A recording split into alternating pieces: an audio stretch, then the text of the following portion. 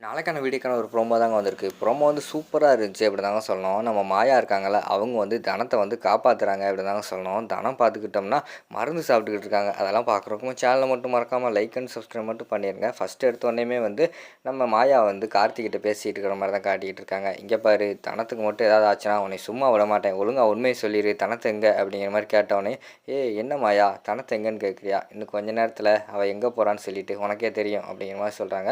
"என்னது எங்கே போகிறாரா புரியலை?" அப்படிங்கிற மாதிரி சொல்லிக்கிட்டு இருக்காங்க. "அதெல்லாம் உனக்கு நேரம் போக போக தெரியும்." அப்படிங்கிற மாதிரி சொல்லிக்கிட்டு இருக்காங்க. மாயாவுக்கு வந்து பயங்கரமான கோவம் வந்துடுது. "இங்கே பாரு, தேவையில்லாமல் வந்து தனத்துக்கு மட்டும் ஏதாவது ஒன்று தப்பாக நடந்துச்சு, அவ்வளோதான், நீ உயிரோடவே இருக்க மாட்ட." அப்படிங்கிற மாதிரி சொல்லிவிட்டு அந்த இடத்துல மாயா வந்து கோவப்பட்டு போகிற மாதிரி தான் காட்டிக்கிட்டு இருக்காங்க. தனம் எங்கே போனான்னு தெரியலையே, இப்போ என்ன பண்ணுறது அப்படின்னு சொல்லிட்டு மொபைல் எடுத்துகிட்டு கால் பண்ணி பார்க்குறாங்க. கால் பண்ணி பார்த்தா அவங்க நம்பர் வந்து சுவிட்ச் ஆஃப்னு வருது. ஃபோன் வேறு சுவிட்ச் ஆஃப்னு வருது. இப்போ என்ன பண்ணுறது அப்படின்னு சொல்லிட்டு அவங்க யோசிச்சுக்கிட்டே வேகமாக நடந்து வந்துக்கிட்டு இருக்காங்க ரோட்டில். அந்த பக்கம் பார்த்தா தானே அவங்க ஃப்ரெண்டு ஒருத்தவங்க வந்து வண்டியில் வந்துக்கிட்டு இருக்காங்க. அவங்கள நிப்பாட்டி கேட்குறாங்க, "ஏய் தனத்த பார்த்தியா?" அப்படிங்கிற மாரி கேட்காங்க. "ஆமாக்கா, என்ன விஷயம்? அவ இங்கிட்டு தான் போய்க்கிட்டு இருக்கா, நடந்து போறா." அப்படிங்கிற மாரி சொல்கிறாங்க.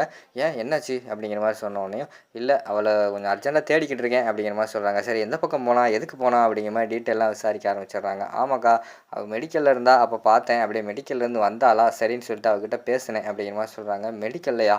மெடிக்கல்ல என்ன பண்ணா?" அப்படிங்கிற மாரி வந்து மாயா வந்து கேட்குறாங்க. "தெரியலக்கா, ஏதோ பூச்சி மருந்து வாங்க போறேன்னு சொன்னா." அப்படிங்கிற மாரி சொல்கிறாங்க. "என்னது பூச்சி மருந்தா? யாருக்கு? எதுக்கு?" அப்படிங்கிற மாரி வந்து மாயா வந்து கேட்க ஆரம்பிச்சிடுறாங்க. "தெரிலக்கா, நானும் கேட்டேன். ஏதோ அப்பா வாங்கிட்டு வர சொன்னார்." அப்படின்னு சொல்லிட்டு மெடிக்கலில் வந்து பூச்சி மருந்து வாங்கிட்டு போய்கிட்டு இருந்தா. சரியாக கூட என்கிட்ட பேசலை. அவள் முகம் வேறு வாடி போயிருந்தது. அழுதுருப்பான்னு நினைக்கிறேன். ஒரு மாதிரி தான்க்கா பேசிக்கிட்டு இருந்தா." அப்படிங்கிற மாதிரி சொல்கிறாங்க. "அப்படியா, சரி." அப்படிங்கிற மாதிரி சொல்லிட்டு மாயா வந்து ஒரு நடக்க ஆரம்பிச்சிடுறாங்க. "அக்கா என்னாச்சு, எதுவும் பிரச்சனையா?" அப்படிங்கிற மாதிரி வந்து அந்த இடத்துல வந்து அவங்க ஃப்ரெண்டு வந்து கேட்குறாங்க. "அதெல்லாம் ஒன்றும் இல்லை, நான் பார்த்துக்கிறேன்." அப்படின்னு சொல்லிட்டு மாயா வந்து நடந்து போகிறாங்க.